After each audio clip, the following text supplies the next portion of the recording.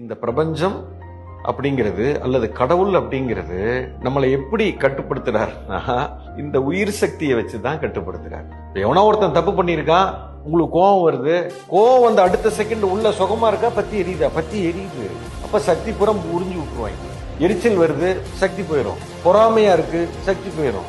பயமா இருக்கு, சக்தி போயிடும். இந்த மாதிரி இருந்தேன்னு சொன்னா உயிர் சக்தியை இழந்து விடுவோம். நீங்க கோபம், வெறுப்பு, எரிச்சல், படபடப்பு, பொறாமை இதெல்லாம் இருக்கிற அன்னைக்கு பாருங்க, உடம்பு டயர்ட் ஆயிரும், வேலையே செய்ய முடியாது. ஆனா சந்தோஷமா ஆனந்தமா இருக்கிற அன்னைக்கு பாருங்க, என்னைக்காவது ஒரு நாள் ரொம்ப ஆனந்தமா இருக்கீங்க, டயர்டே ஆக மாட்டீங்க சார். குறிப்பா ஒரு மனிதனுக்கு எப்பொழுதுமே களைப்பு இருக்கு அப்படின்னா உணர்வுகள் தவறாக இருக்கிறதுன்னு அர்த்தம். அத உணர்வை மாத்துங்க, அன்பா இருக்க தொடங்குங்க, நேசிக்க தொடங்குங்க, நன்றி உணர்வோட வாழ தொடங்குங்க.